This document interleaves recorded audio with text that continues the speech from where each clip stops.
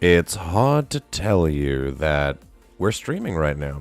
And Hard to Tell You is actually the name of the song. Let's rock into it. It's 10:08 on this Tuesday evening.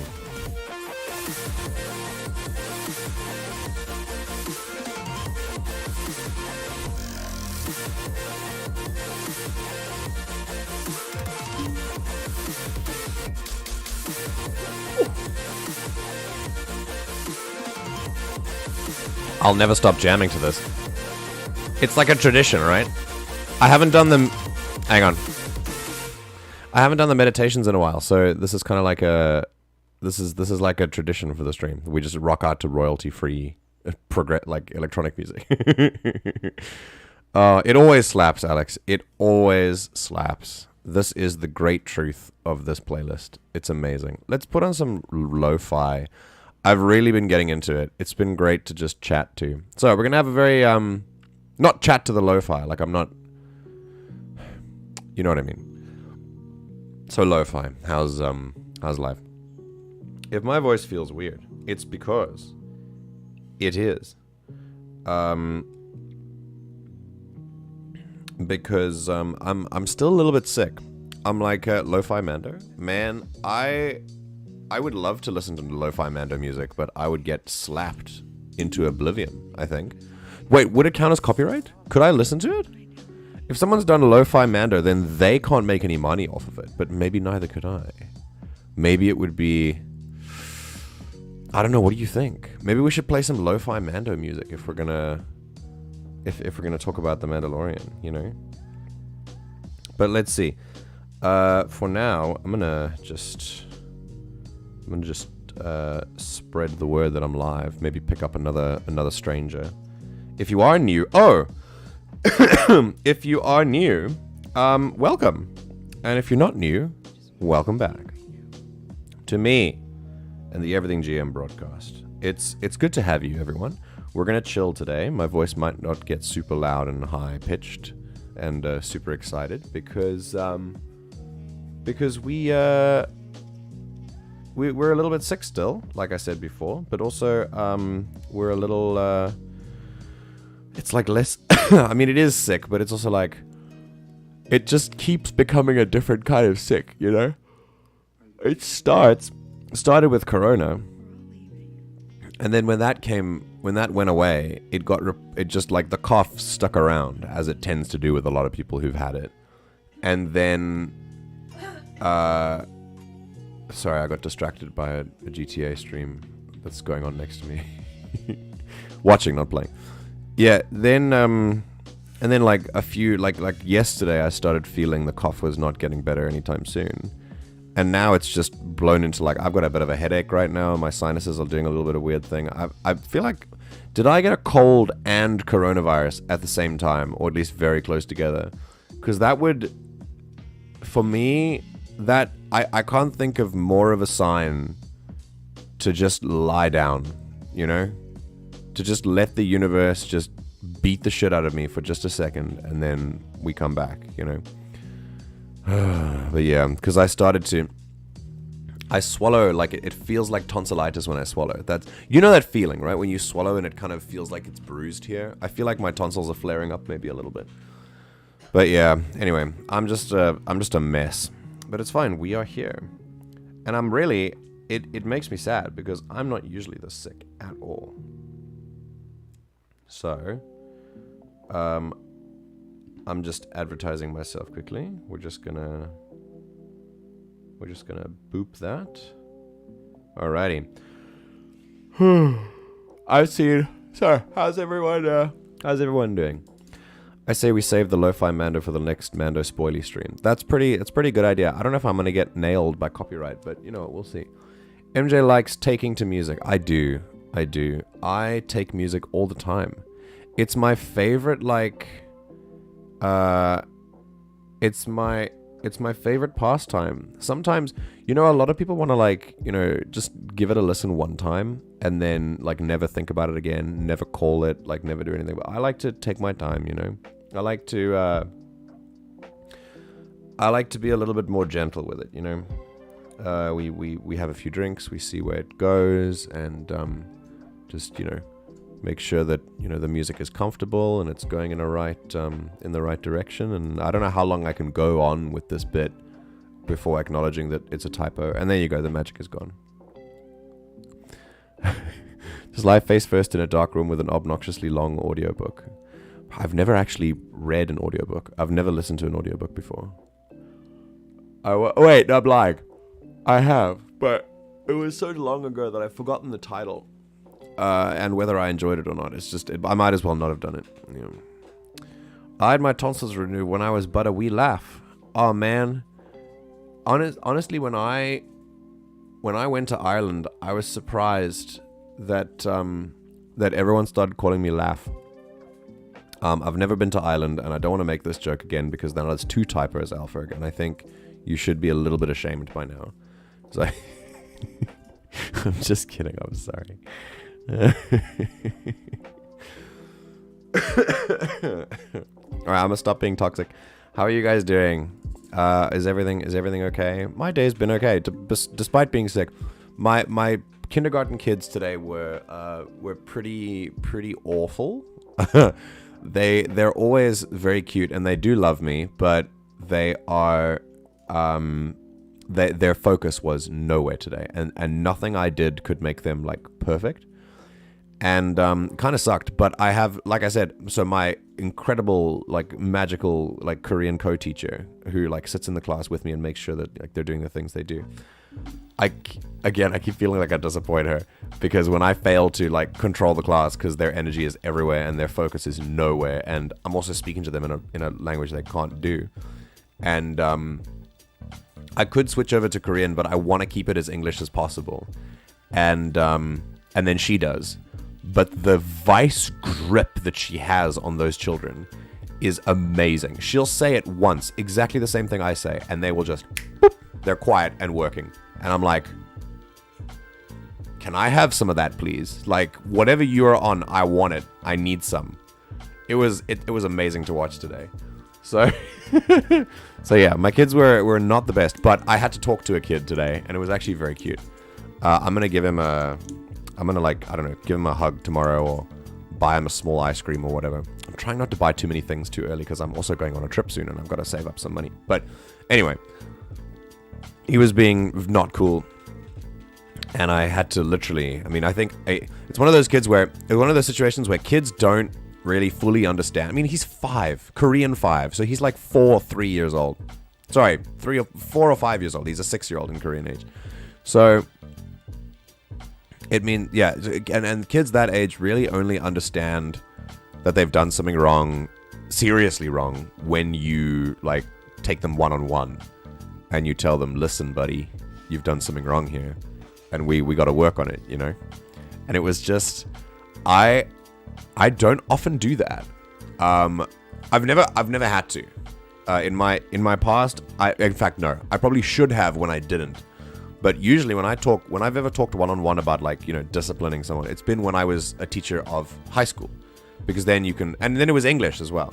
With Korean kids, it's harder because before now, I wasn't that comfortable with speaking their language as well. And when I talk to them one-on-one, you've got to do it in Korean. They're not going to understand a single word if it's like, if you really want to, like, understand, if you want them to understand, like, the nuance of what you're saying, then that's great. And I don't want to, yeah. Anyway, point is, I pulled him aside and after class, and I put him up against a wall. Sounds very violent, but it wasn't. And he's like up to my knee, so I had to, like, bend down, get level with him, and be like, hey, let's have a chat, you know. And it was cool. And I was like, listen, man, if you do this, you tease your friends and you just make this hell of a noise, I'm just not gonna. It's not cool. It doesn't feel like we're connecting, you know? I want to be a team. I want to, like, connect with you, and I want to have fun. But this is not fun for me, you know? Is it fun for you? And he shook his head, but, like, you know that in the moment it is fun. And I'm like, listen, it's okay. I know it's fun. I know it's fun. But there's, like, a different kind of fun we can have, you know? And I mean, I think at the end, he was... I feel like he was trying not to cry, but he was so brave. It was great. And he just went, Like it was a kind of lip out, but it wasn't fully. It was adorable.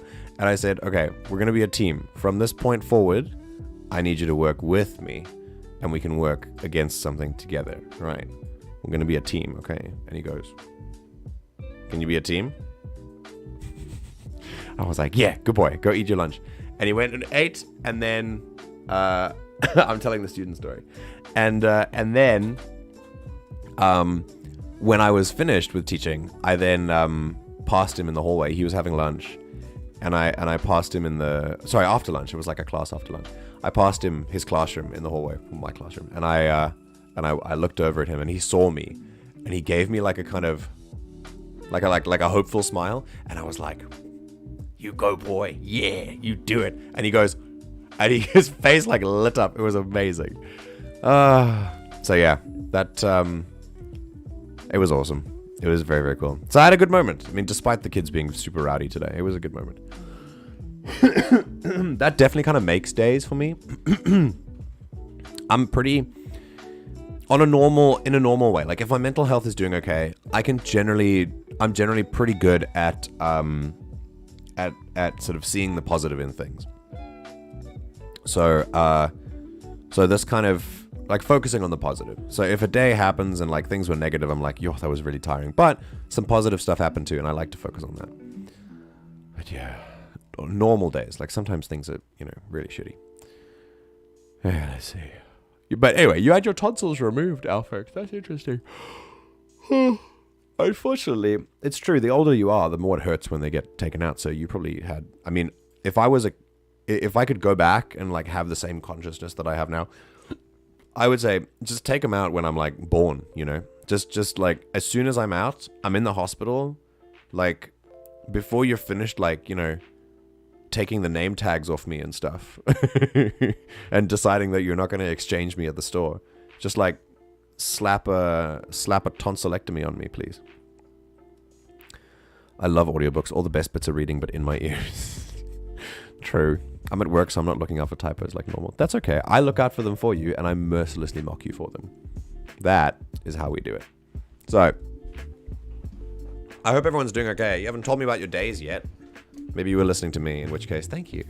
Tell me about your days, please. And if, in the meantime, that was glass breaking and a person laughing. It's very interesting.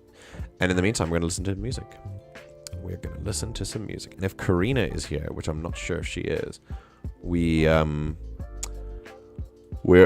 to be listening to... We are going to be listening to... what's his face? Hello? Brain? Can you engage? We're going to be listening to Rishloo. Yes, the band Rishloo. Progressive rock that we've done before. We've done them before, but we have not... we haven't done them in a while. So let's do them again. I've just had a cat sniffing the inside of my ear. That was pleasant. Oh, that sounds the opposite of pleasant? Is that dessert? Yes. Were you trying to do it without me noticing that you were opening a packet of sweets? Were you doing that stealthily? Were you doing that all sneaky like? Trying to hide sweets from me? I can hear a bottle. I can hear like snacks being opened at 500 meters. My ears are well trained. Thank you. Ah. You don't have to give me any. Thank you. Victory. All right, here we go.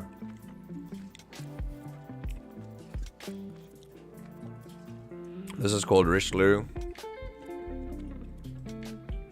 This is the band is called Rishloo, and the song is Winslow.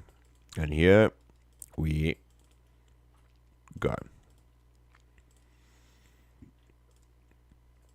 All right, let's do it.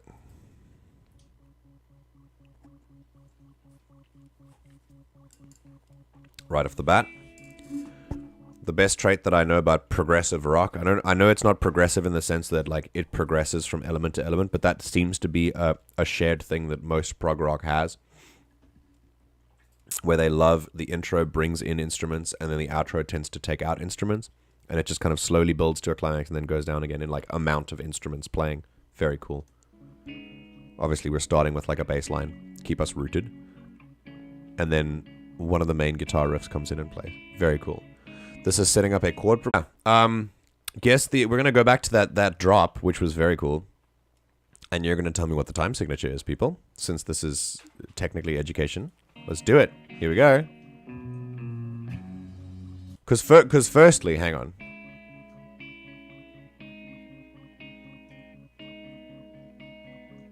That's very obviously 4/4. It just is a standard beat. 1, 2, 3, 4. 1, 2, 3, 4. 1, 2. Boom, boom, boom. And then we go in. 1. It goes before, by the way. Like it drops a beat before the bar is supposed to end. So the time signature has changed already before we even get in. But now we get in. Listen. Start of the bar. 1. 1. 1. That's how it goes.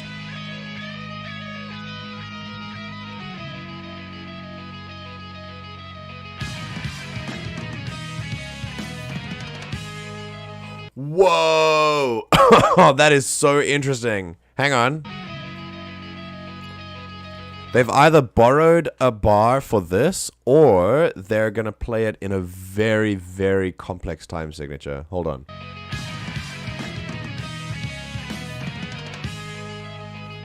Listen to that. That had a bar of straight rhythm and a bar of abnormal rhythm. That was very, very interesting.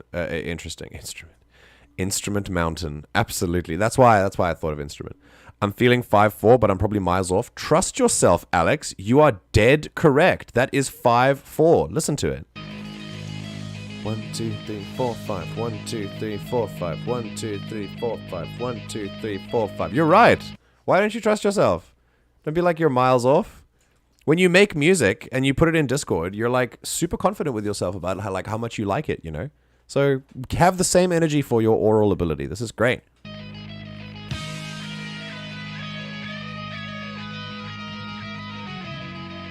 Okay, now that's a very interesting one. So it goes...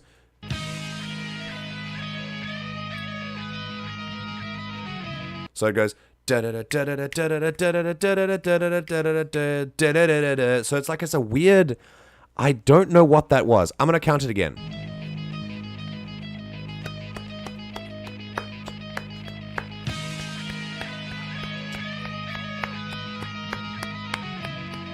Okay, so it stays the same. So it's still 3 bars of 5/4, but the emergence of the electric guitar has left us feeling a little bit confused. But then, what's interesting is that it then changes a little. I think it borrows a bar. It borrows a time signature. We're gonna get there. I'm terrible with counting, finding time signatures. One thing I've never been great at. You found this one. That's great. Let's keep going.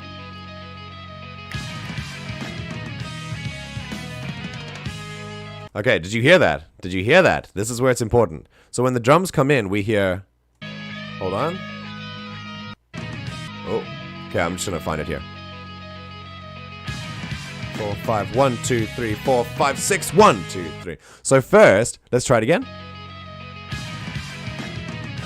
3, 4, 5, 6, 1, 2. So you think it's gonna go da da da da da da da da da da da da da da da da da, and that's the 2, 5, 4 bars, right? But this time. 3, 4, 1, 2, 3, 4, 5, 1, 2, 3, 4, 5, 6. And they steal a 6 bar, a 6/4. So it was 5/4, moved to 6/4. And basically what that means, for anyone who's like completely out of the loop on what time signatures are, it's just your rhythm, right? 1, 2, 3, 4. That's a 4/4 bar. Why do we say 2 numbers? For those of you who are not in the know, the top number describes the number of beats in a measure in a bar, and the bottom number describes the type of beat it is, whether it's a quarter note or 8th note, 16th note, half note, whole note, whatever. Most conventional like beats are in 4 or 8, and that it's the bottom number is always, I believe, the bottom number is almost always an even number, 2, 4, 6, or 8, and the most sometimes it can be higher, like 12 or whatever, but it's always an even number. And the top number can be anything. It can be 1, 2, 3, 4, 5, whatever. Usually, it's not usually 1, because then there's no reason to have bar lines, because then it's just one note in the bar's over, or one beat in the bar's over.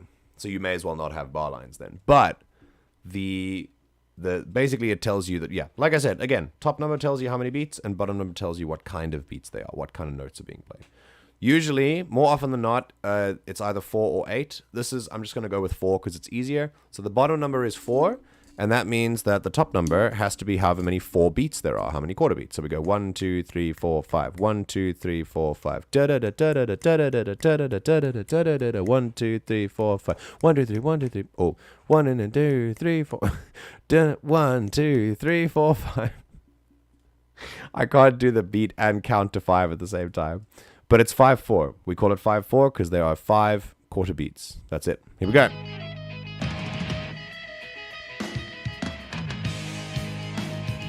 Oh, the whole thing is in 5/4. Yes, please. Oh.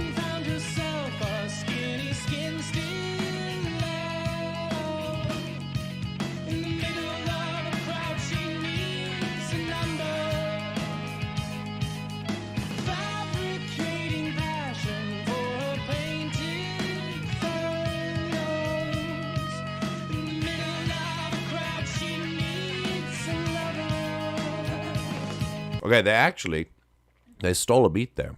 Let's try that again.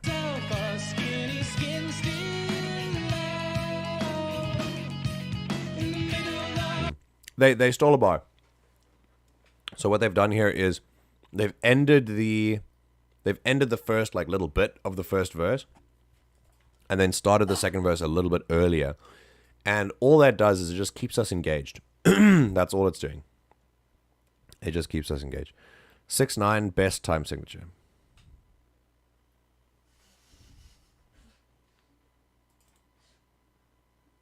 Nice.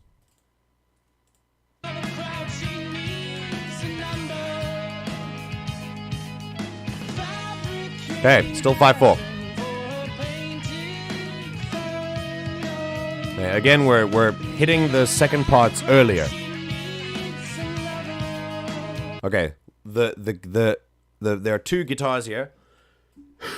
Sorry, 2 melody guitars. There's a bass guitar as well, but the melody guitars that are here are playing accompaniment, and that is rooting us in 5/4. By the way, the drums might be doing the same, but the drums kind of develop a little bit more. They're a little bit more advanced, so I don't feel it's a steady beat, but I don't feel like the drums are the ones that are like keeping it the most, because they embellish a little bit. The anchor here is the thing that comes first, which is this guitar. That because that's what 5/4 is essentially. If we double the time signature, it becomes 10/8, and we can divide 10/8 in however many beats we like. And usually 5/4 is divided into 3 plus 3 plus 4. Yeah? 3 plus 3 plus 4 out of 8. Instead of 5 out of 4, it's basically 1.5 beats plus 1.5 beats plus 2 beats. And basically it just gives us a little bit of an extra thing, and it ends up with 5 out of 4. So if you listen, you go 1, 2, 3, 4, 5. 1, 2, 3, 4, 5. Let's make it easier to understand. If we double that, it becomes 10/8 instead of 5/4. Just double both, and you get 10/8. Suddenly, your bars are now in 8th notes, and you can count these in 10. 1, 2, 3, 4, 5, 6, 7, 8, 9, 10. 1, 2, 3, 4, 5, 6, 7, 8, 9, 10. 1, 2, 3, 4, 5, 6, 7, 8, 9, 10. And suddenly, you start to recognize that this is 3 plus 3 plus 4. And if you go back and divide that into 5/4 again, you divide by 2. And 3 plus 3 plus 4, all divided by 2, is 1.5 plus 1.5 plus 2. And that's how most 5/4 bars are divided. So even like the most famous 5/4 song in the world, I think, like Take 5, right? 1, 2, 3, 4. 1, 2, 1, 2, 3, 4, 5. 1, 2, 3, 4, 5. Good. And if we break that up, we go 1, 2, 3, 1, 2, 3, 1, 2, 3, 4, 1, 2, 3, 1, 2, 3, 1, 2, 3, 4. That's it. Mission Impossible as well. One of the best 5/4 songs ever. The Mission Impossible theme. It's all the same. 3 plus 3 plus 4. 1.5 plus 1.5 plus 2. Cool. Oh, sorry. The main point of this was not to go into time signatures. It was that the other guitar also exists here, and it's giving a longer, drawn-out note. Listen to it. Focus your ears on the guitar. Listen to it.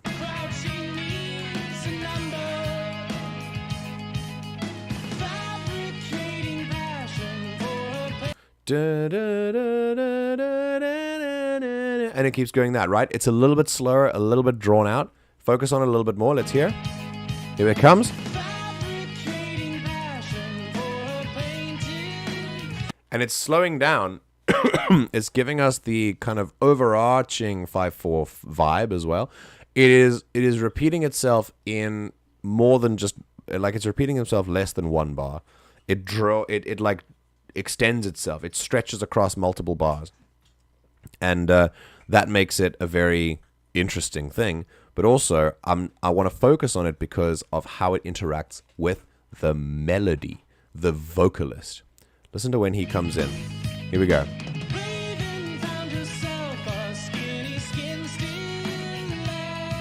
So, first, the vocalist starts going with the 5/4.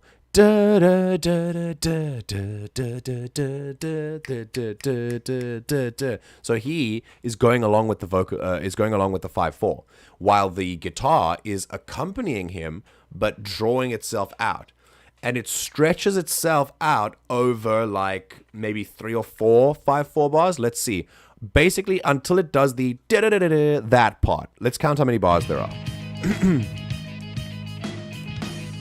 Ready? 1, 2, 3, 4. So it's 3 bars. So it stretches itself out over 3 bars, but this guy is repeating himself every 1 bar. He goes da da da da da da da da da, and then there. And this thing is going, hold on.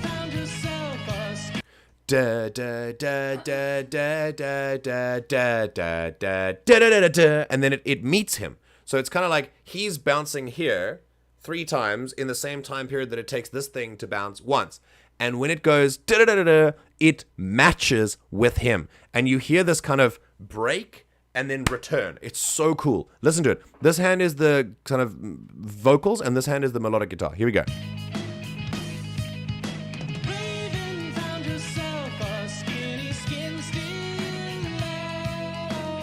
Cool, right? Let's listen to it again.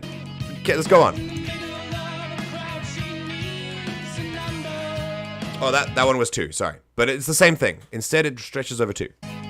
So that means that the actual pattern of all these things might be a 3 plus 2 kind of thing. Very interesting.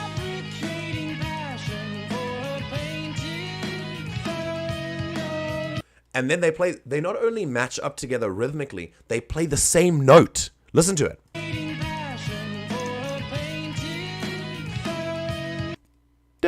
That's the same note. So he goes do do do do do, and he does this note here, and then the guitar goes and does that.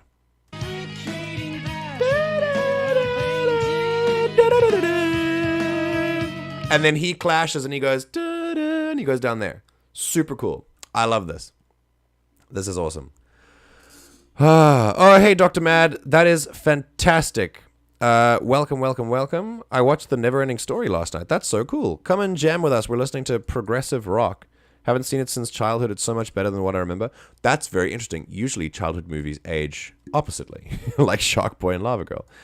I can't get the film's theme song by Limahl out of my head now. I've never actually seen The Neverending Story. I wasn't here for the previous live stream because it was very late in my corner of the world and I really couldn't be bothered staying up. That's fine. That's totally cool. If it's morning streams, I don't expect anyone in the UK to be here in morning streams because it's like 1 a.m. when I start. And with daylight savings, it might become 2 a.m. for some of you. So it's like, just no, just go to bed. It's fine. I will never give up on telling Alex to do that. Here we go. So we're talking about how the guitar and the vocals match. Let's go to the next element.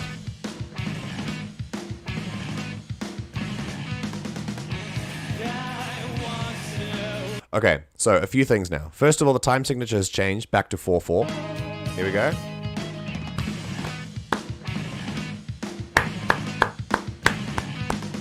But only for a small bit. And then it stays 4/4, but it slows. The tempo slows. And that throws us off again. It's great. Listen again.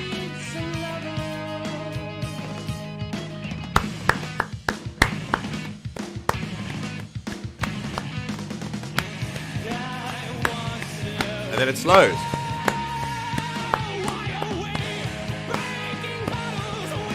And it slows again. So it's taking the very fast-paced first section of this, which is in 5/4. The first thing it does, it changes to 4/4, and then it gradually reduces the tempo in each mini section until we get here, and we can really belt out what we need to belt out. We have a lot more space to move because the beat's moving a lot slower now. So we don't feel so rushed anymore. We can really take our time with this. That's what's happening here.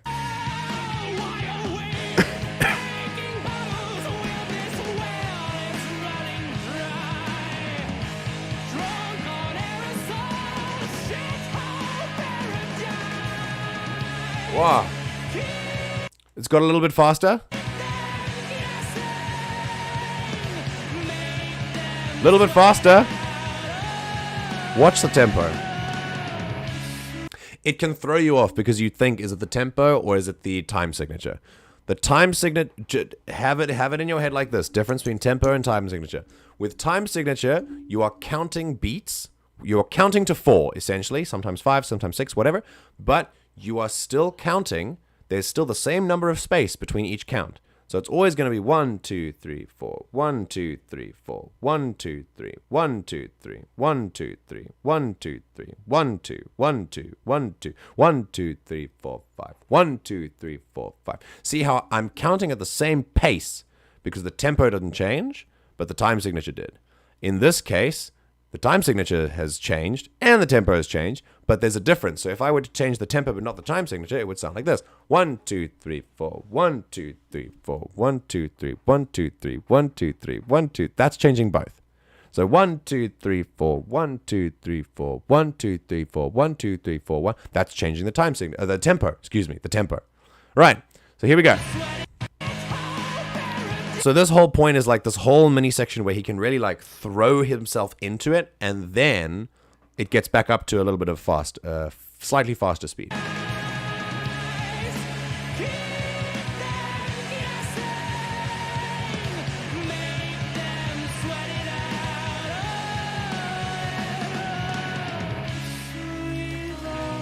Very slow.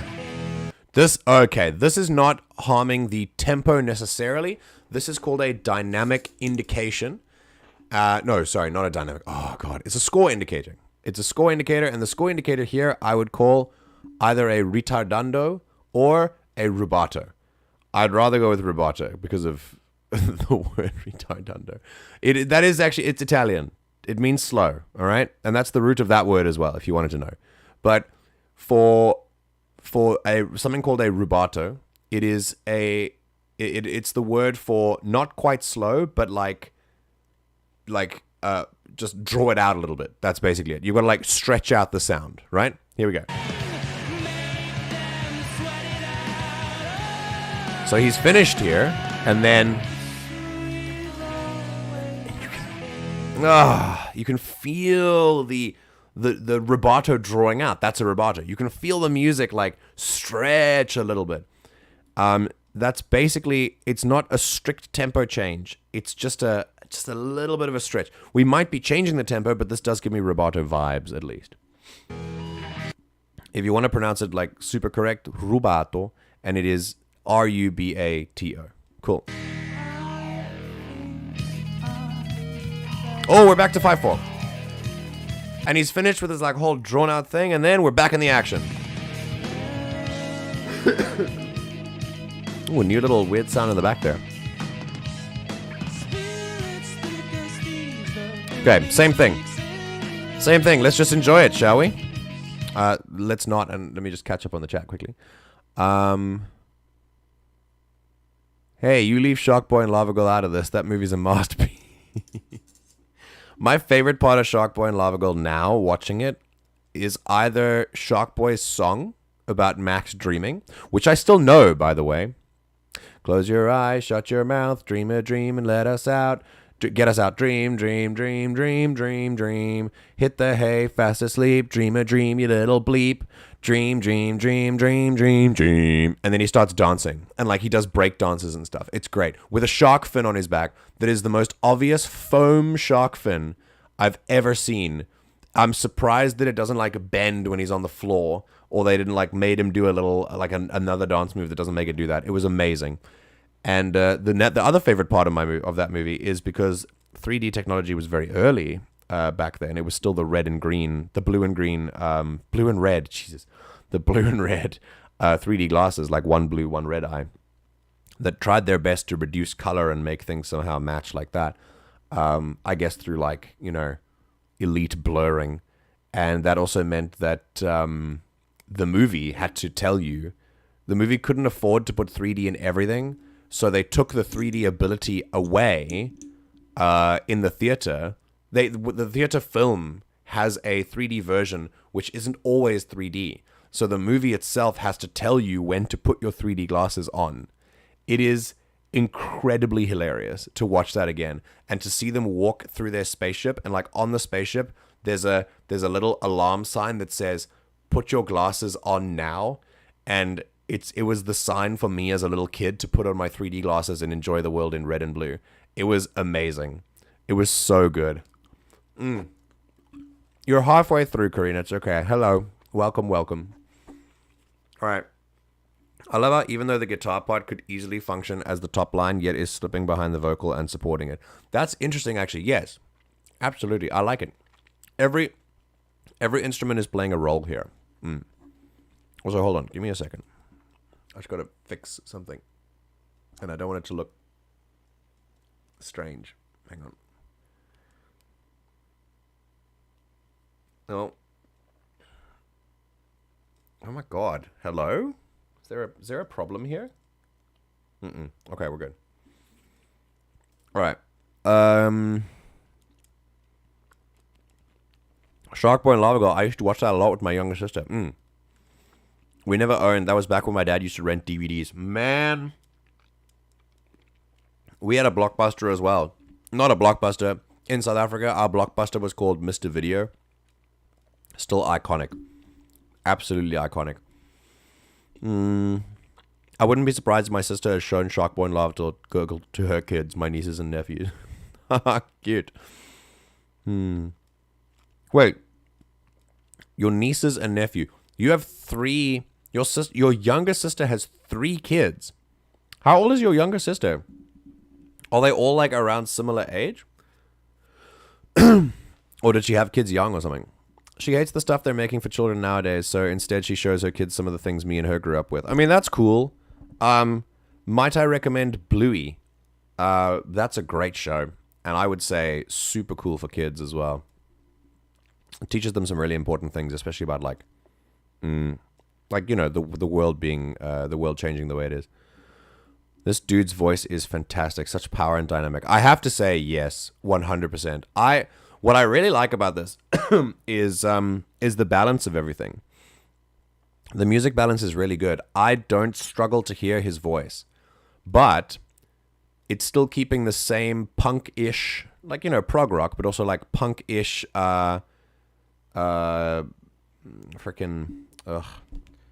timbre, is it? Like tone color, right? And, but yet, even with that high treble sounding voice, it still doesn't feel like it's getting drowned out by the way less easy to compete with treble heavy guitars, Like that's a little bit different. Very cool. Disney's Lilo and Stitch is a perfect example of this. I freaking love Lilo and Stitch, dude. So good. Lilo and Stitch was amazing. Because whenever she comes out and visits with her kids, they're always wearing clothes with Stitch on them. Oh yeah. I had a phase. I don't think with Stitch. I had a phase where I would imitate Stitch, and I would just go hi to like everyone that I met. The song once again has a really good build up near the end, and I'm really glad that I made it in time to hear it. Well, I mean, we're stun locked right now, so, you know, give it some time. Personally, I've never been a fan of 3D. I always found it to be a cheap gimmick. I mean, yeah, it's true. I just think, like, I never saw that. I never really see the full appeal of 3D. IMAX is fun. I think all theaters should be IMAX by now. I mean, the technology is there, you know. But yeah, the 3D, like, I don't think 3D stuff will ever, like, I don't really care if it does, you know, if it takes off or not. I have enough imagination to not need something like jumping out of my screen. It's cool to have it, but I don't think it's necessary. He's sitting, and it also runs the risk of actually pulling your audience out of the immersion because they're going, wow, the technology is amazing. And you don't want them to be thinking about movie technology. You want them to be thinking about the plot, you know. In the theater, I mean, you know. He's sitting on top of the mix while also being part of the mix. Whoever mixed this is real good, and I can tell they're expensive. I mean, I reckon someone from the band must have done it. Maybe? I don't know. My sister's only 3 years younger than me. She'll be 27 this year. Ah, okay. Okay. Man, I guess 27. Yeah. All right, there's a reason you hardly ever see 3D anymore. Let's put it that way. Yeah, absolutely. It was a flash in the pan kind of thing, you know. I don't know. It's not necessary. Okay, let's keep going. So in this, let me just turn it down a little bit because we're seeing, this is the same thing that we've heard before. Oh. His range is incredibly impressive. I've talked about this before. I'll talk about it again. Listen to the way he moves from chest, from full voice to half voice. He never goes into falsetto. He never goes into a full head voice. But he does go into half voice. But he still has enough support to hold the notes up there. Just listen to this incredible vocal control he has.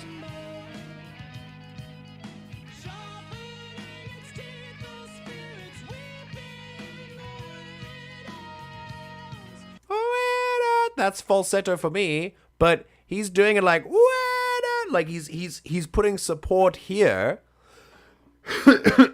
and then sitting on the note rather than reaching up for the note. It feels like I'm being taken care of in this melody. It doesn't feel like I have to feel sorry for the vocalists because like they're messing up their voice. You know, it's so cool.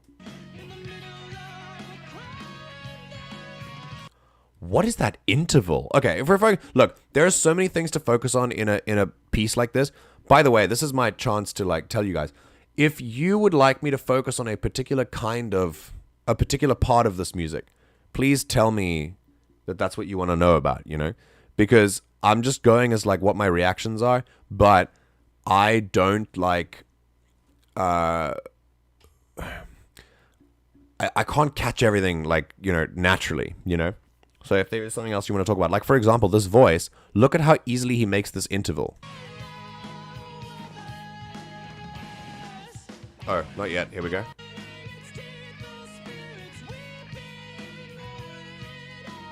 Okay, from there.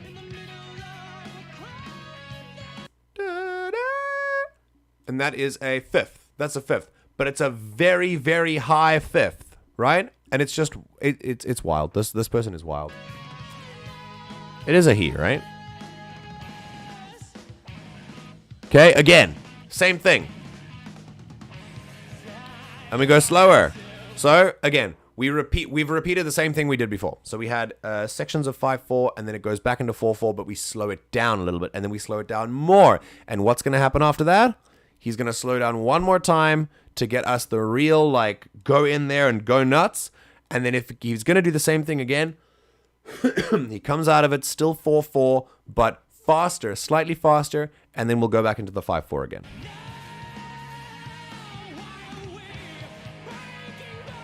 Slower.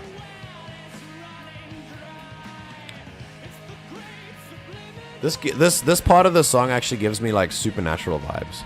I don't know what it is. Quality of the guitar, I think.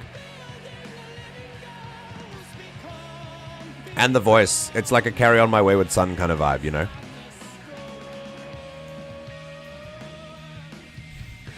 I have an idea. Hang on. I have an idea. Carry on my wayward son. When you are done, lay your weary head to rest. That's amazing. I don't know why. It doesn't match perfectly, but it's fun. A little faster. We're going to go back to the 5/4 now. Oh wait, this is slightly different. This part is actually a little bit different from the other one. The first time we hear it.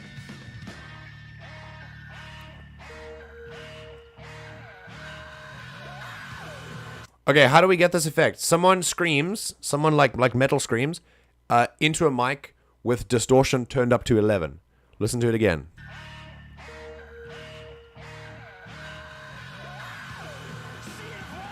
And it creates this distortion here that creates like a really weird radio effect. Same scream as like frickin' the Nicole in Dead Space, you know, the Dead Space series, where anyone like who's any bad guy who's like talking through a radio, not bad guy bad, but like any of the monsters who you hear through radios, they scream at such a frequency that it creates a lot of distortion. It makes it freaky. So now there's a little tone shift, right? So we're getting a little bit creepier. No melody anymore. We've just gone to emotional outburst. This now, the tempo has stayed 4/4, by the way. It's just now very slow. 2, 3, 4. 1, 2, 3, 4. Good.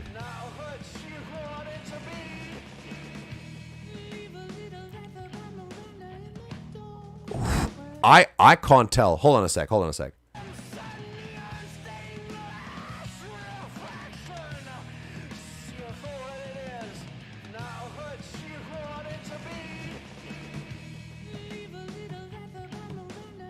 Okay, so here's what happened. They did a rubato, and then they continued.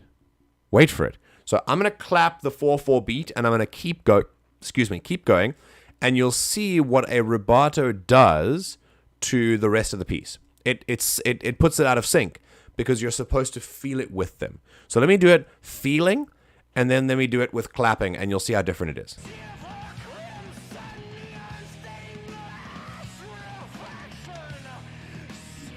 Here we go.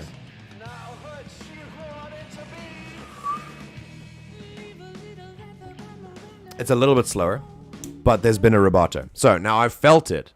Now I've talked about feeling it. Now let's clap.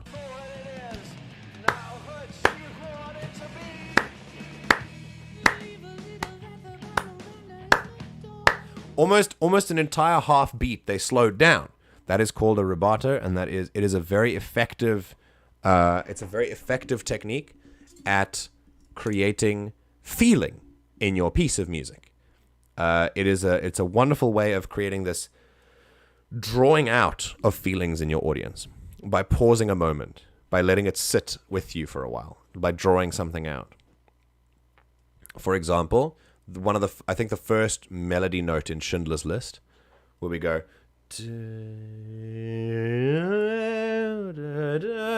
it's full of rubato, actually. Every note is drawn out to like,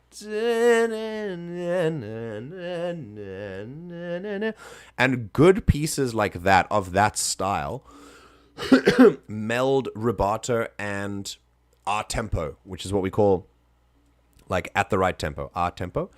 And it's just a space tempo, but it's pronounced R tempo, and it's basically like at the same, like at normal tempo. So and some of the most beautiful pieces, particularly in the romantic period of music or the perhaps impressionist period, have so much of that push and pull that is inherent in a lot of music of that time period, where there's this rubato and then suddenly R tempo to bring it up. There's movement. So Schindler's List is a good example of it. We can go,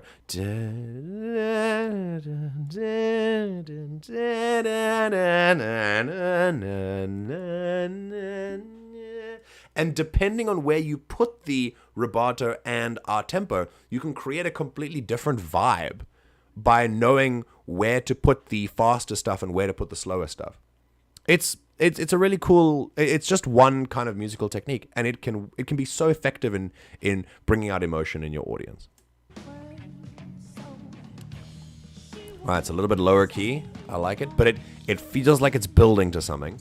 We're still in 4/4, 2, 3, 4. Slower. Oh. Even slower. Even slower.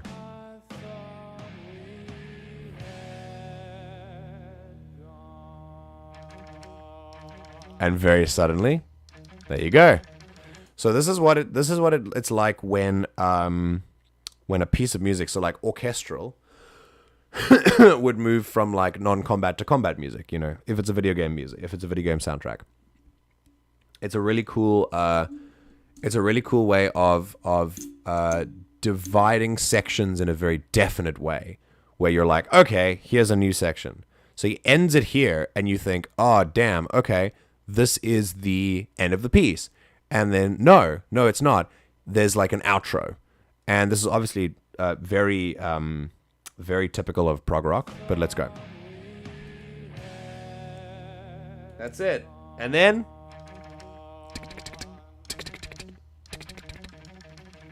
1, 2, 3, 1. Time signature changed.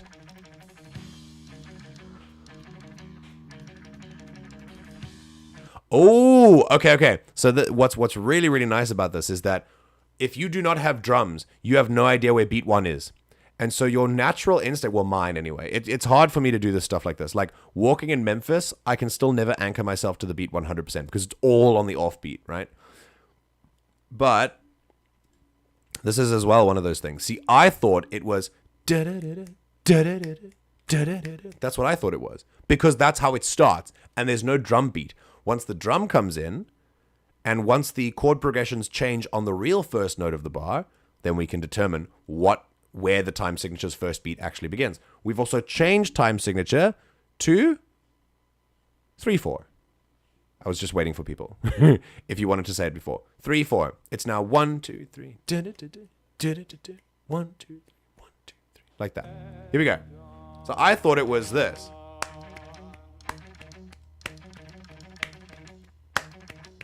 But it's not. Wait for the drum to come in and change it for me.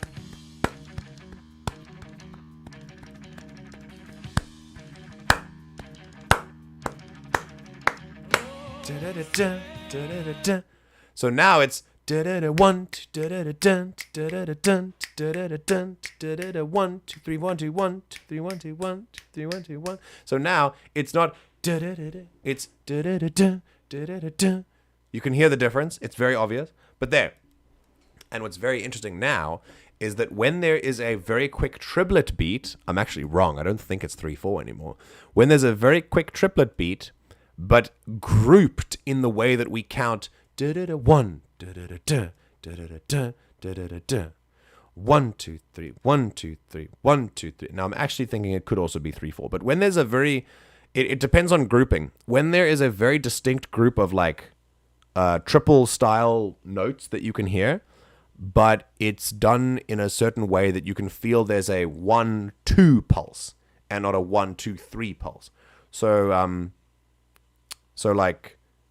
for example, there's a difference between a waltz. 1, 2, 3, 1, 2, 3, 1, 2, 3. That's one. But then if we were to take a triple kind of note group and put it in a way that gives us 2 in a row, which means the pulse becomes 2 instead of 3, it sounds like this. 1, 2, 1,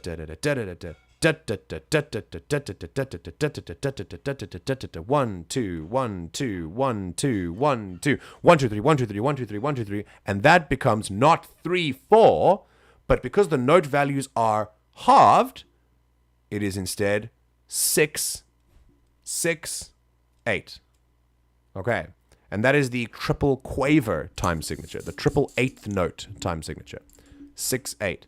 So it's no longer 3/4, 1, 2, 3, 1, 2, 3. It's 1, 2, 3, 1, 2, 3, 1, 2, 3, 1, 2, 3, 1, 2, 3, 1, 2, 3, 1, 2, 3, 1, 2, 3, 1, 2, 3. Even though my mouth is doing 3s, my fingers are doing 2s. And that's why it's called 6/8, because it's actually 8 means it's the double sign. It's a double beat, but 6 means it's in triples. And if you have no idea what I'm talking about, I apologize profusely. If I've lost some of you, I'm very sorry. But it's cool. It's interesting. Here we go.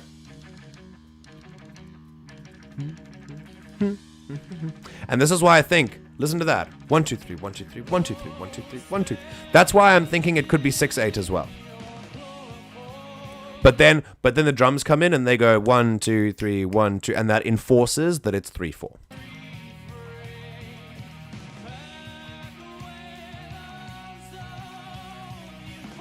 The voice is not exactly sticking. It's syncopating a little bit. I love it.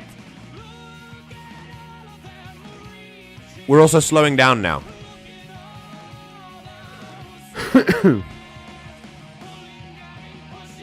Same speed.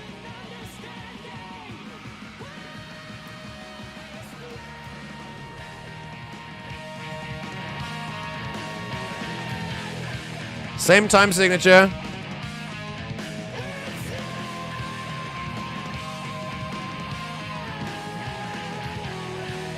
Did you just say Winslow, the name of the track? Okay, we've changed again. What time signature? Tempo as well, also changed.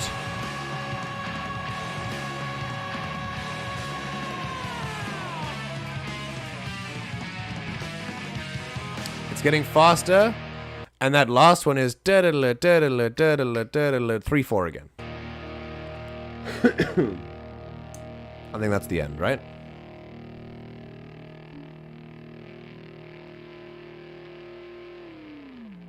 You never can tell with these songs. That was fun. I mean, that's just the sound of like instruments being detuned, you know. Okay. Right, so something happens here. 1, 2, 3, 1, 2, 3. And then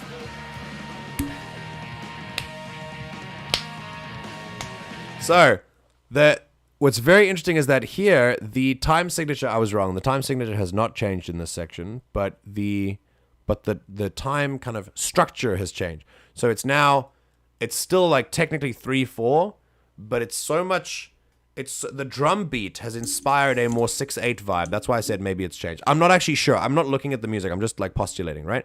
So we just hear, instead of the drum beats going, poof, poof, poof, the bass drum, right? The kick drum. It's going poof, poof, poof, poof, poof, poof, right? But now it's going, when we do it, here we go.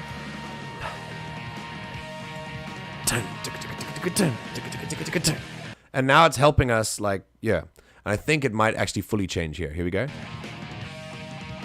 Still 3/4, 6/8, whatever.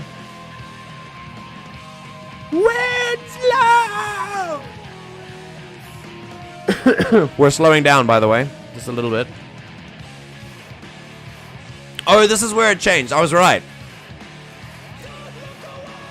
1, 2, 3, 4. 1, 2, 3, 4. 1, 2, 3, 4. It goes to 4/4 right for the end.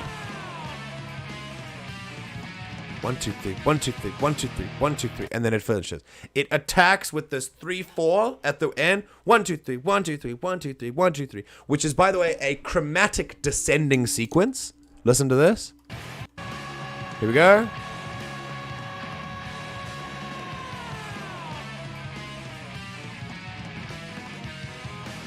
Slightly chromatic. It goes. You have to listen to the top note. It's going ba ba ba ba ba. Sometimes, right? It's like a partially chromatic descending sequence. Basically means descending. It means it's going down, and chromatic meaning it's going in very small half steps, or we call them semitones, which are the notes between which are like a white key to a black key on a piano. Instead of da da da da da. Well, I can't do whole tones. Wow, that's awful. Anyway, but yeah, whole tones would be like playing the white keys in C major, right? Semitones are notes where there is no note between them, right? All right, and that's it, really. That's Winslow. Winslow. and that's it. Can't do that. All right, so the last thing we do is we attack it with a nice, like, fast... We do it with a nice, fast 3/4 beat. 1, 2, 3, 1, 2, 3, 1, 2, 3. But essentially, I'm kind of thinking it should just be like a... Just with a not really a strict worry about time signature, but more like just... more like just feeling it, you know? And that's it. Thanks for listening to Winslow. And we're done. That was an excellent piece. Thank you, Karina, for recommending it. I haven't checked on chat in a while. I'm sorry. I got engrossed in the music. It was great. But what I will say is the thing before that was this really nice little 4/4 version, right? This little 4/4 area. Let's go here. Yeah.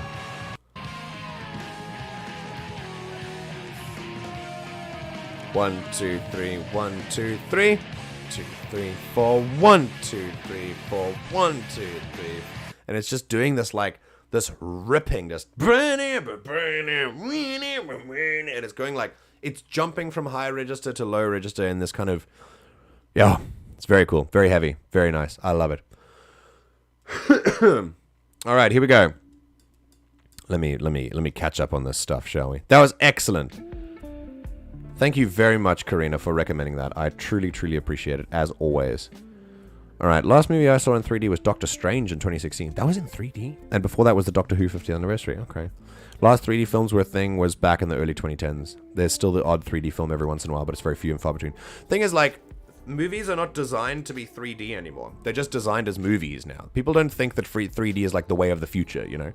So, there are 3D theaters still in many places, but it's kind of like the movie is just made and then some of it has 3D capabilities, I guess, because of the film they film it on. I don't know.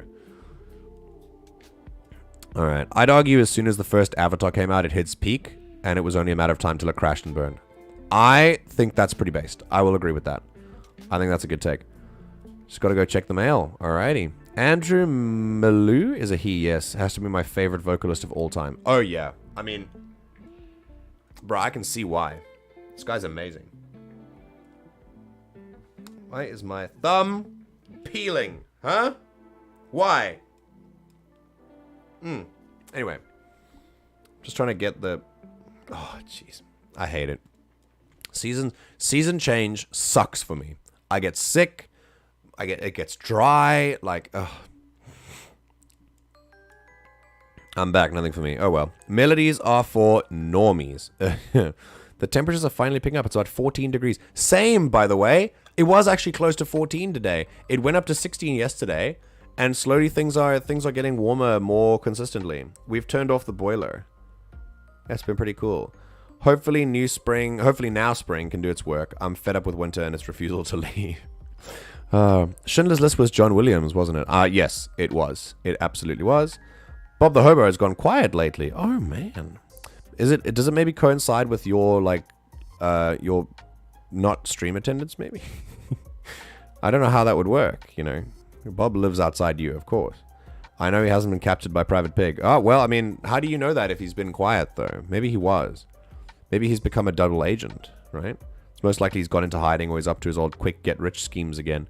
If Private Pig is looking for him, why would he have why would he go after his, like, get-rich-quick schemes, right? Which are, like, legally sketchy and would maybe put a target on his back. I'm worried for Bob. Bob may have been involved with the Mafia long ago. Whoa, the plot thickens. But at least he knew to hit his targets. Oh, he was a Mafia, like, hitman? Okay. And when crap hit the frying pan, he jumped ship before all hell broke loose. Well, just, like, on his job. When he was doing jobs, did things normally hit the frying pan? Interesting. Winslow! My voice died for that. That was all I could do. That's all you're getting. Left like that end section was alternating between different accents in 3/4. The last bit was 4. The bit before the end was 4/4, but yes, it was 3/4, and it was alternating tempos as well. It was going between slow and fast, but like slightly. It wasn't altering in a way that was like necessarily jarring. Taters is here just in time for me to end. Hello, Taters. This year will be the 20th anniversary of the passing of Jerry Goldsmith, one of the great film composers who ever lived. And I feel bad. I don't know who that is. Maybe I know. Let's find out. What was he there for? Jerry. Probably some old movie that I haven't heard of before. Gerald King Goldsmith, 1929 to 2004. Okay. What was he known mostly for? Whoa. Whoa. 5 Star Trek films. 3 Rambo films. Planet of the Apes. Alien. Poltergeist. Total Recall. Mulan. And The Mummy. Damn. Usually, look. A lot of the times, the people that are talked about here on stream, like people who've died, are people who are like really, what am I going to say, esoteric?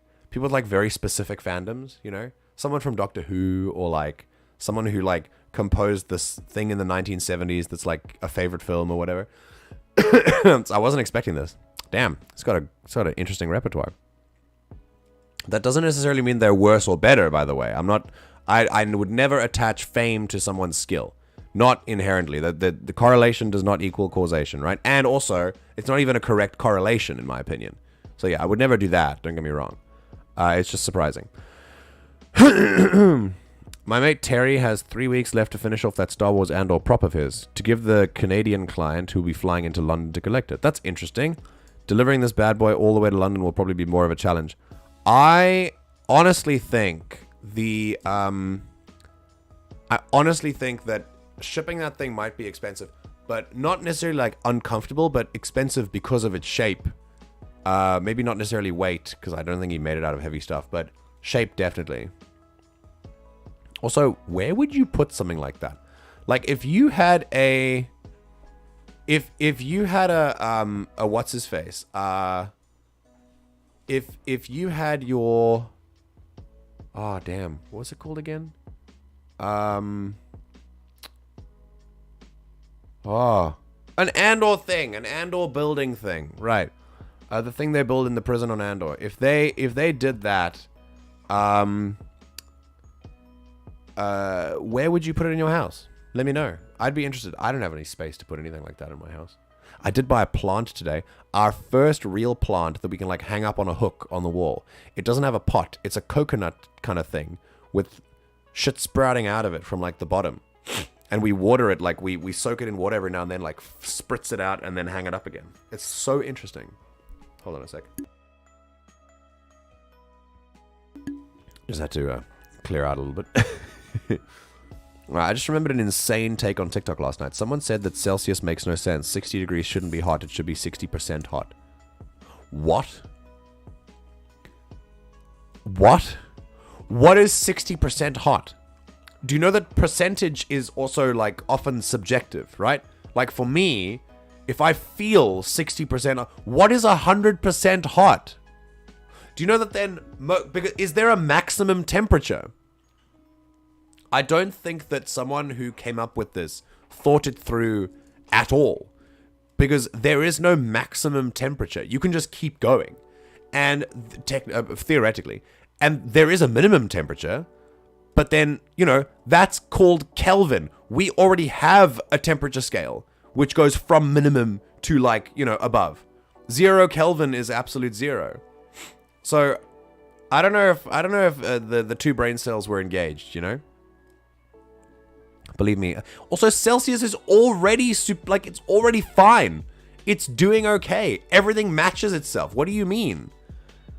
Believe me, I have my sources. I keep tabs on everyone, even Private Pig. Oh man, you've got like a whole menagerie over there. All right, here we go. That's the most ludicrous temperature take ever. 0 equals very cold. 100 equals very, very, very hot. How difficult is that to understand? My favorite thing is watching a meme between like,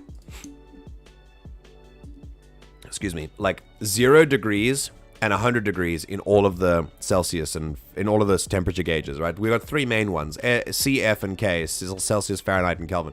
And 100 degrees, 0 degrees Fahrenheit is like super cold, I think. I don't think it's, yeah, it's like super cold. Excuse me. So 0 degrees Fahrenheit is like super cold. 100 degrees Fahrenheit is like pretty hot. Like it's not like crazy hot, like desert temperatures, but it's like it's okay. It's a respectable heat, right? It's definitely like the height of summer kind of hot, right?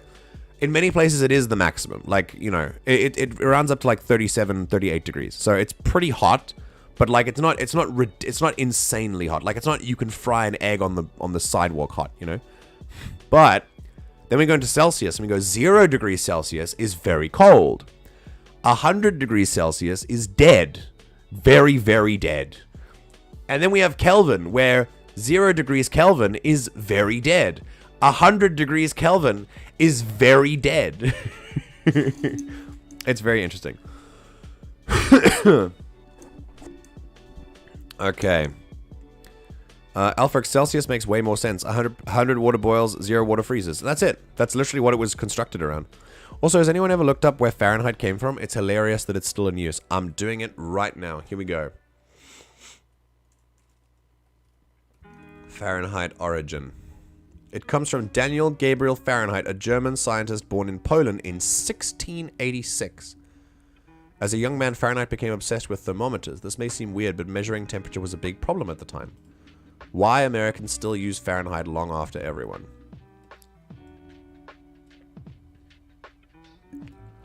One conversion error between US and metric measurements sent a $125 million NASA probe to its fiery death in Mars's atmosphere. Why didn't you change it yet, America? Fahrenheit was a great temperature system 300 years ago. I bet you could say that about a lot of things. Okay, it doesn't tell me anything about the real origin, though. Taters, how about you tell me? Okay, Terry will have to... Hold on, I need to blow my nose. Hang on.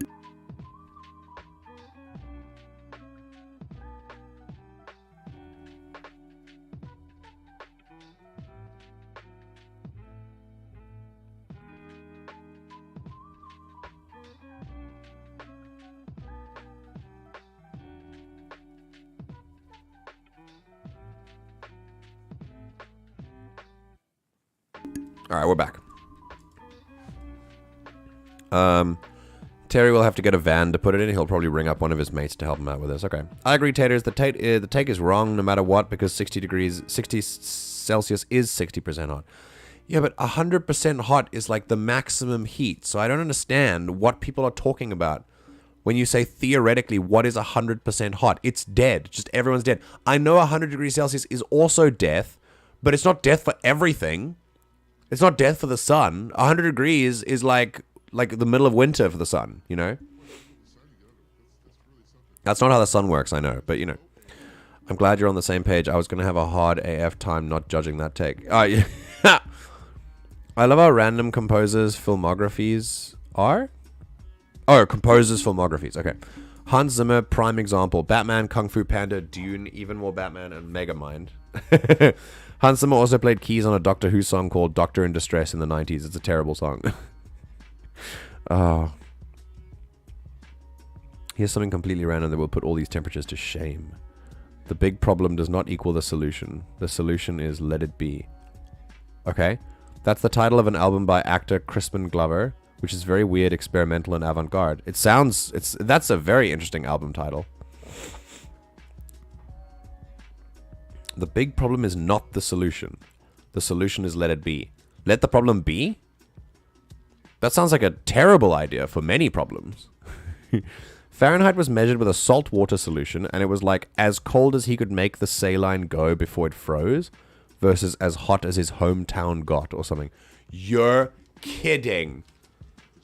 And an entire country with 300 million people in it, with, newsflash, not one type of climate that is all the same across the 300 million people's worth of land. And they use that based on like one guy's hometown. That is wild. I've seen a lot of studio album titles in my time, but that takes the biscuit. Yeah, I mean, I'm gonna say that is probably one of my stranger album titles. When I say that, it's in relation to water, the thing Celsius is based on. Oh, yeah, absolutely. I mean, then 100% heat makes sense, because then it's for water, right? For those who don't know who Crispin Glover is, he played Marty's dad in Back to the Future. Crispin Glover. Interesting. American actor and filmmaker. Eccentric characters on screen. Interesting. George McFly, Back to the Future. Yeah, very, very interesting.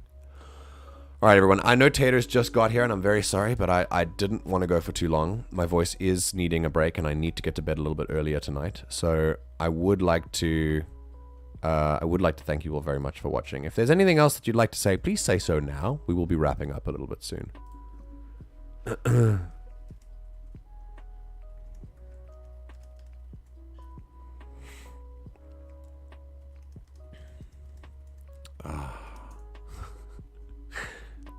Not at the same time.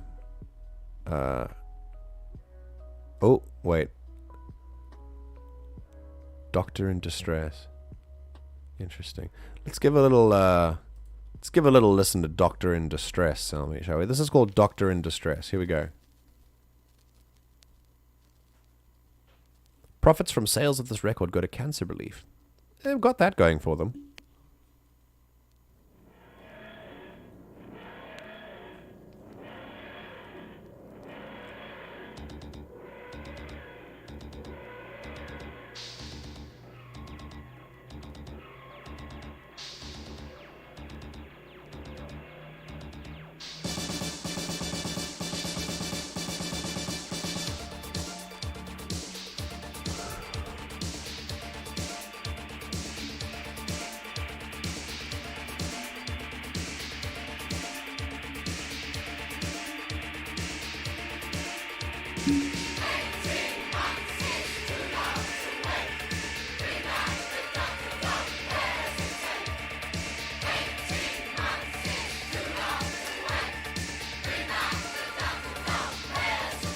Hesitate. That's amazing. You know what it reminds me of? It reminds me of this. Hang on. We're gonna... I know you're just seeing my face. You're not seeing the thing. It's not a picture. It's a sound. I want you to listen to this and just tell me... Just know it's the same vibe. It's exactly the same vibe. Hi, I'm Renata Bliss, and I'm your freestyle dance teacher.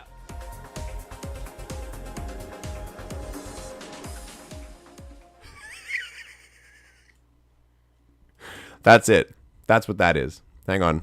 Let's do it. Why not? You've got to do it, man. You got to do it. Hang on. This is oh, wait a second. This one. Here's this one. Are you ready?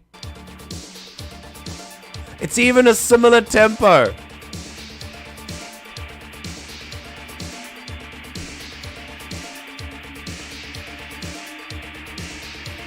Hi, I'm Renata Bliss, and I'm your freestyle dance. Same tempo.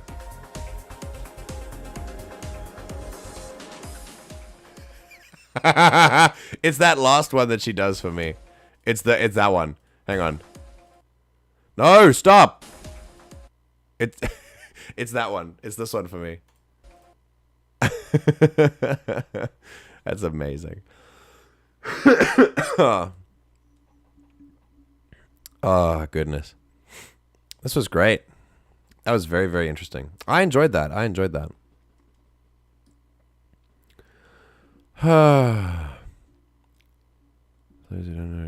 No, don't be sorry. My kid is home, so I'm not able to stay anyways. Okay, just popped in to say hi. I'm glad you could be here to say hi, Taters. Welcome, welcome. I got to head off now and have a little chat with Dr. Bog. Bye, folks. Stay safe and take care. Interesting that it's a doctor. And there's no way I'm sticking around to listen to this terrible song. Bye. I hope it was equivalent to a high fiber meal. God, this song is just the worst. I wonder if Hans remembers this exists. They're the same song. They are. They're literally the same song. Hold on. I wonder if I can, like...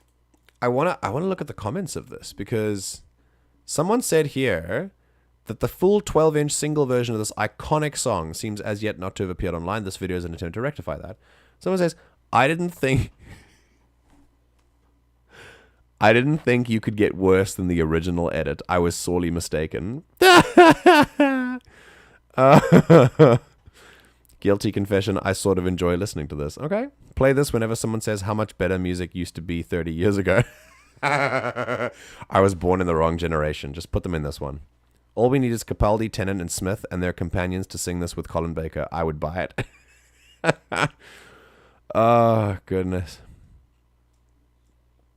Wow. Oh, this is very referential. Here, Alex, you tell me if this triggers you like someone triggers me in like Star Wars comment sections. You tell me.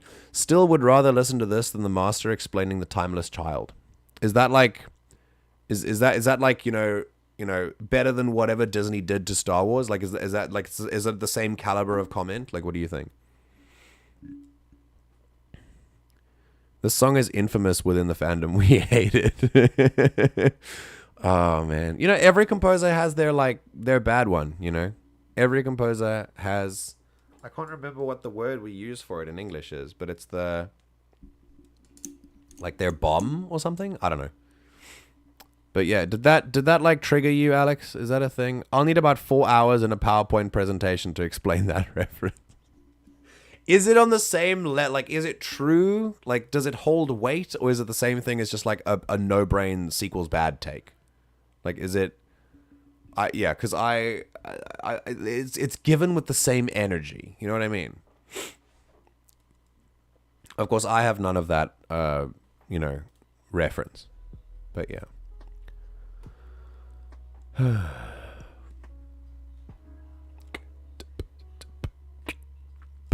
Yes, it's a no-brain take. Okay, awesome. That's what I thought. I knew. I've got this down, man. I've got intuition. We can tell. I can just tell, you know? These comments are like it gives me you know what it is? It's what it's doing at its core. It's taking something and using it to shit on something else. Whether it's a good thing or whether it's a bad thing. And that to me is inherently just like a weird thing to do and something that I don't really enjoy doing, you know? Especially when you mean it from a like, you know, a smooth brain place, you know? I love that you can spot the energy in a group of words. Listen, you underestimate the amount of toxic Star Wars comments I've read. It's everywhere. It's everywhere. 4 people watching. Hello, 4 people. Yeah. We're achieving records out here, people.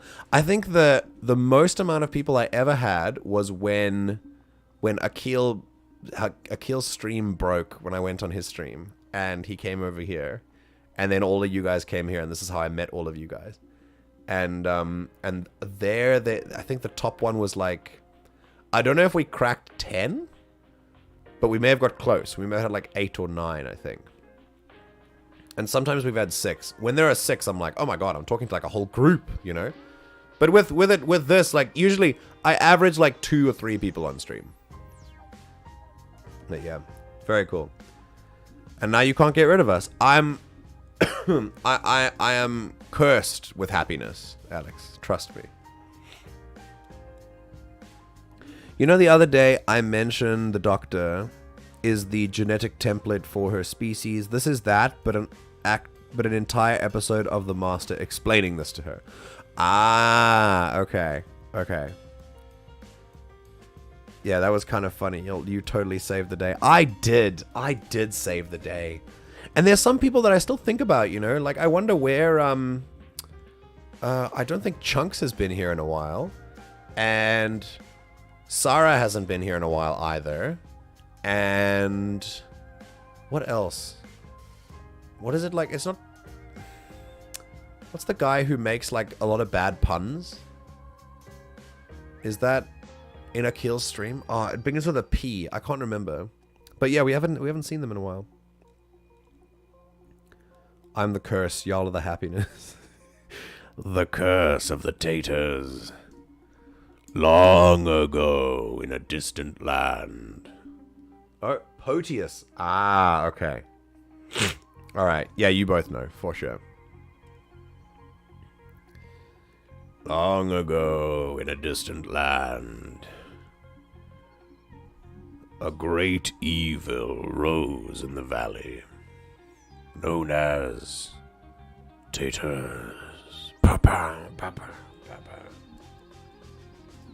One day, that evil was unleashed when a stream was piggybacked by another, and the world has never been the same.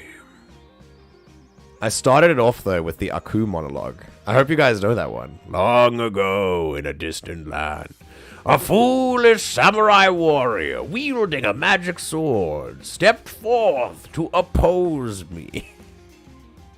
Hang on, I can keep doing this. Before the final blow was struck, I tore open a portal in time and flung him into the future, where my evil is law.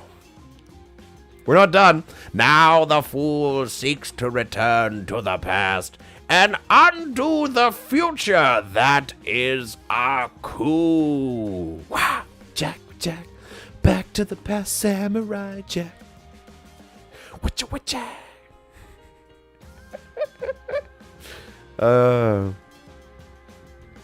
Chunks is hella busy right now. Yeah. No, I'm aware. I was already watching your streams when I could before the crossover. That's true. You've been here for a while. Your origin story is in depth. This song is slapping, by the way. Also, sorry for the sniffing. I am sick. I'm trying not to, but it just constantly tickles, you know. You look absolutely nuts, to be honest. You're like sliding down the wall, spouting about a great evil. Maybe this is why we have 4 viewers. Hang on, I'll go lower. Are you ready? Are you ready? Sugar, spice, and everything nice. These were the perfect... What? These were the ingredients used for the... To create... What? Used in... These were the ingredients used to create the perfect little girls. But Professor Utonium accidentally added an extra ingredient to the concoction. Chemical X. It's always that sound effect as well. Thus, the Powerpuff Girls were born. Using their ultra superpowers, Blossom, Bubbles, and Buttercup have dedicated their lives to fighting crime and the forces of evil.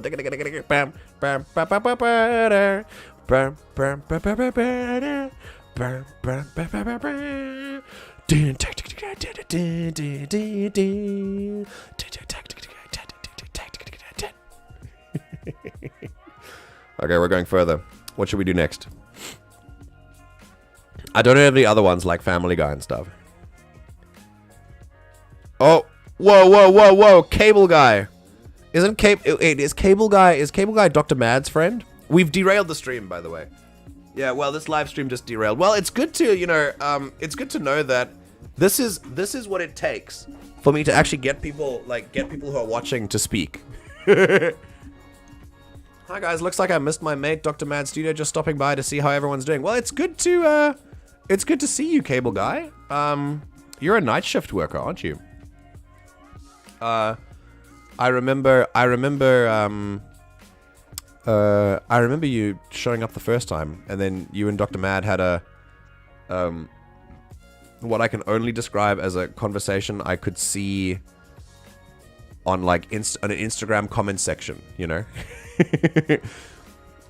Aku from Crash Bandicoot? No, from Samurai Jack. No, guys. It was Samurai Jack, one of the best cartoons on Cartoon Network when I was a kid. It was incredible. How are you, Cable Guy? How you doing? You have also missed Dr. Mad. He's been, he came in for a little bit and then he left. Full-time security guard at a dock warehouse. Ah, okay. Okay, cool.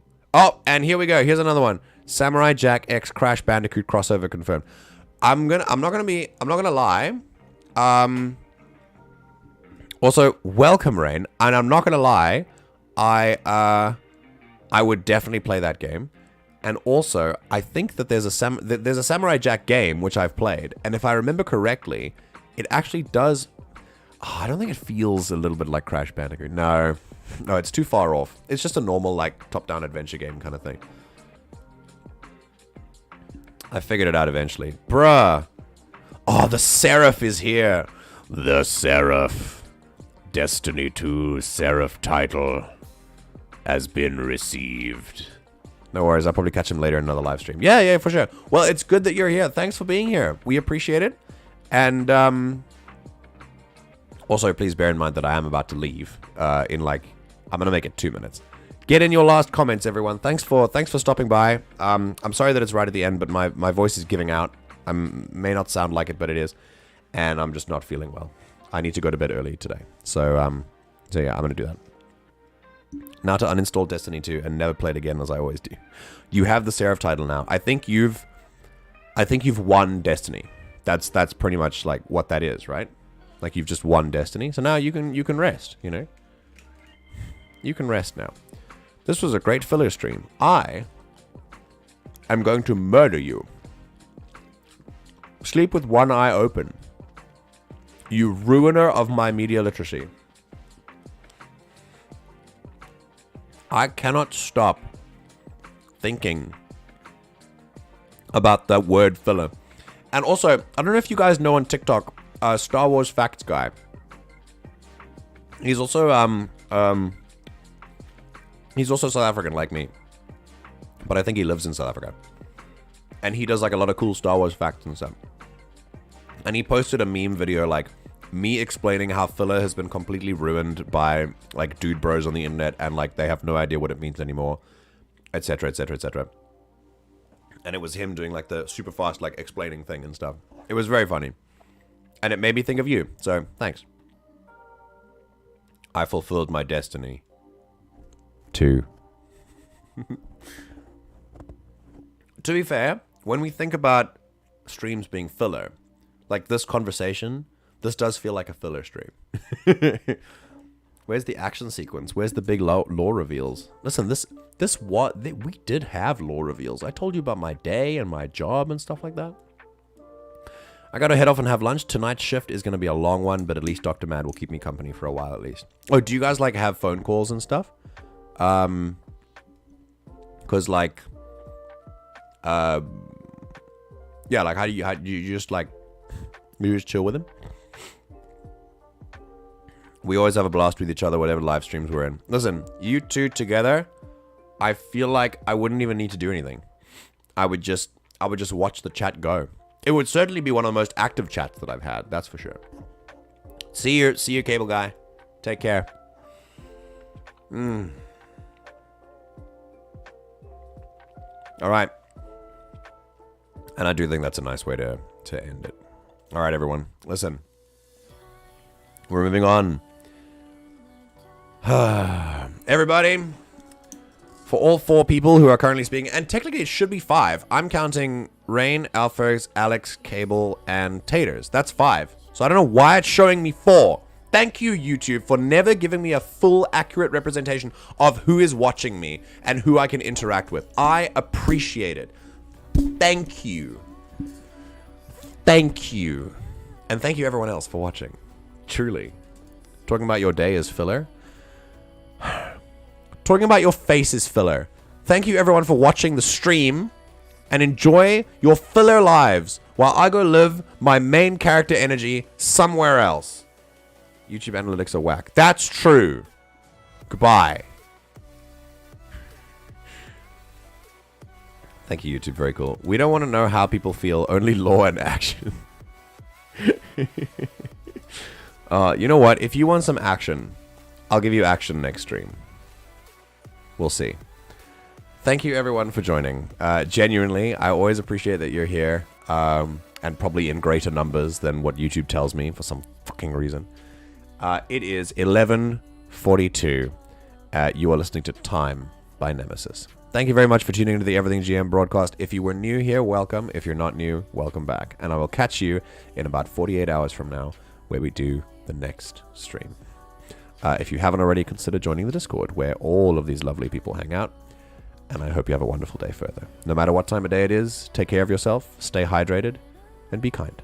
And I'll see you in the next stream. Take care. Let's do it. Let's do it. It's tradition. Here we go. Here we go. Are you ready? I have to do the timing. Here we go. Here we go. Here we go. Wait. Here we go.